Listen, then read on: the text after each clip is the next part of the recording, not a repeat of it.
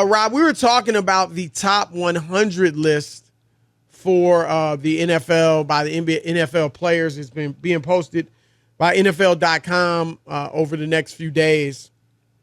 And they're already down to the top 20.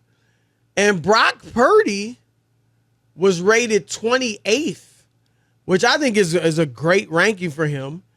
If Jalen Hurts is among the top 20, because there are 6 really good quarterbacks remaining: Lamar Jackson, Patrick Mahomes, Josh Allen, Jalen Hurts, Dak Prescott, and who am I missing?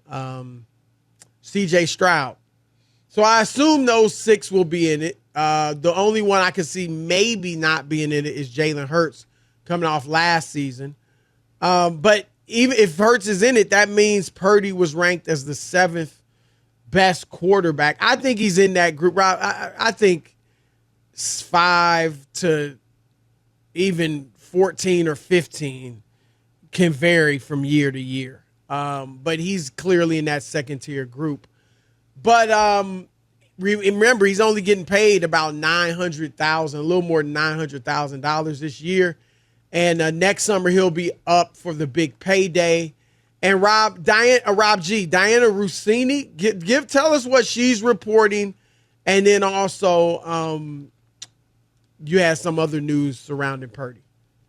Well, rather than me tell you what Diana Rossini said, why don't you take a listen to what she said on her latest podcast on The Athletic with Chase Daniel about Brock Purdy and his future salary demands. The next offseason, he's due for at least a $55 million a year contract if he plays the way he played the last 2 years. See, I agree with you about the $55 million number for Brock Purdy, but we're going to see Dak Prescott get paid $60 million most likely, right? I believe Dak Prescott will be the first quarterback to break it and to get into that 60 number. So you're telling me Brock Purdy's not going to come to the table next year if he has a successful season, if they make a deep run to the playoffs? It's going to be more. It's going to be more.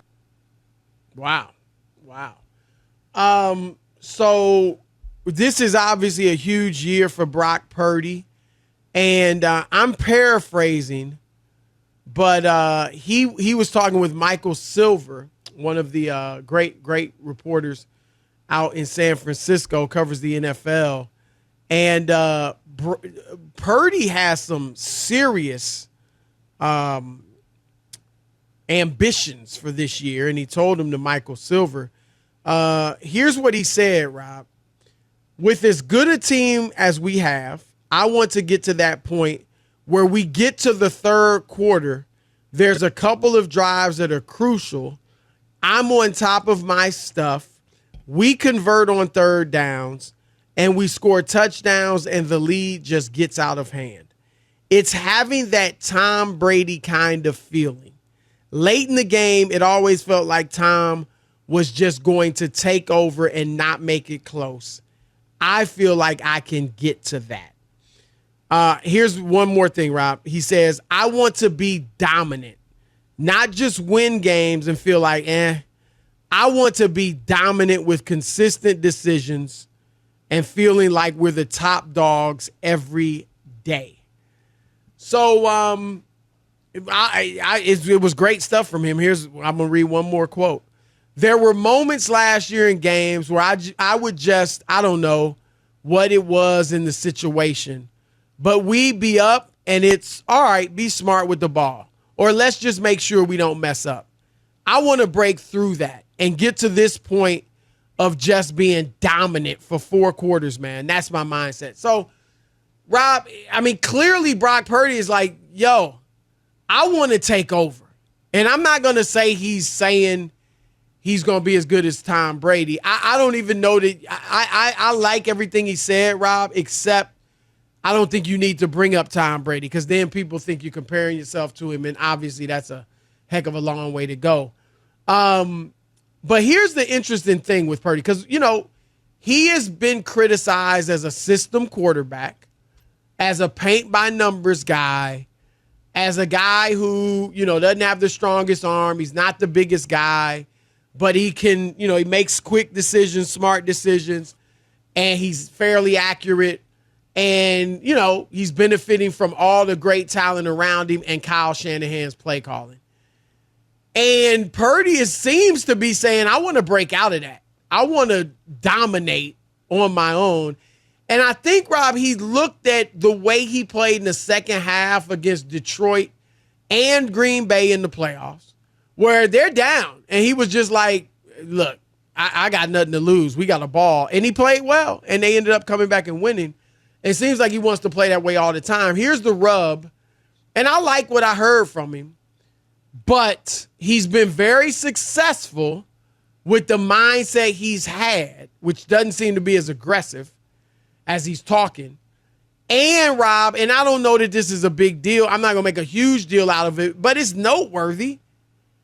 This quote came out 2 days ago, I believe, 2 or 3 days ago. And in the 2 practices since then, Rob, Purdy threw 3 interceptions yesterday and 4 interceptions and 5 passes today. So I don't know. Again, I'm not going to make too big of a deal, but I think it's noteworthy. Is he trying to go out there and do too much, prove too much? Let me get out of this system and this shell that everybody thinks I'm in and fling it. And he better be careful, because not only could they not win if he does that, but it could hurt his pocketbook going forward. No doubt, Chris. It is a very important year. If he takes a step back, if he doesn't play as well, it could mean a lot. I remember us talking about that game against Lamar, Chris, on Christmas night. Remember that? Where we both thought that the MVP was on the table right there. Remember that? He was very much in the running. It was on the table for him. Yep. And he had a bad game. 3 picks. It could have been 5. You remember? I think a couple got dropped. Right. Right? It could have been like a 5. At least, did he have 4 picks? So he had 4 picks, Chris, in that game. Could have been 5. And that went out the window there. And the problem that he's always going to have is that other people have had success there before he got there. Namely Jimmy Garoppolo. Right. And so when people look at that, it's not like they were downtrodden, Chris, and my God, he pumped life into them and he turned that franchise around. And my God, no. That's why he's saying what he's saying, because he knows he's still trying to get out of that box. Chris, he's in a box. And people aren't going to take him out of that box, I don't think, unless he really, really breaks out of that and wins the Super Bowl. Do you think I was going to say, if they win the Super Bowl, let's say he plays like he did last year and they win the Super Bowl, you think that takes him out of it? Yes, because I think it does, because the 49ers haven't been able to win a Super Bowl. Right. As good as they've been, Chris. And if he's the Super Bowl MVP and it's because of him, you'll be hard pressed not to finally give the guy the credit. But I think you're 100% right. He is in this is a big year. If he takes any kind of step back, just any kind, Chris, he ain't getting no $60 million or whatever they want to talk about he's going to get. It just ain't going to happen. No, I mean, he's going to be questioned. There's no ifs, ands, and they're going to question. Chris, after the first half of the Lions game, wasn't there people at the first half?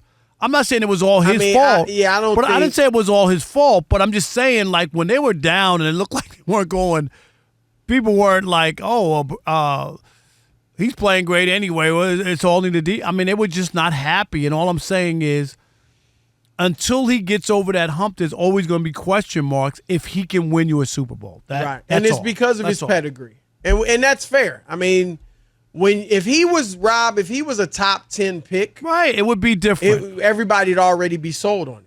Right. But and look, somebody might say, well, hold on, Tua was a 5th pick.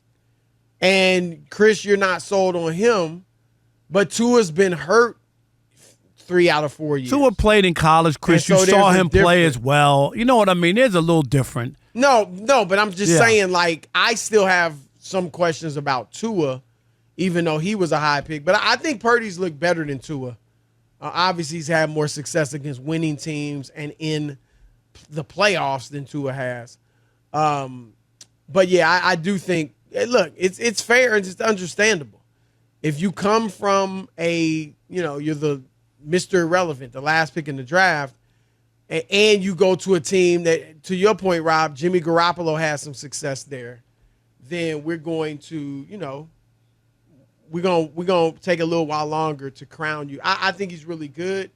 I think 28th is a great ranking for him, but I don't, Rob. He's gonna have to. It's gonna be interesting with him talking about, going out and being dominant. And if he does that and it backfires on him, it could really be a bad decision. So we will see. That's a very intriguing storyline here.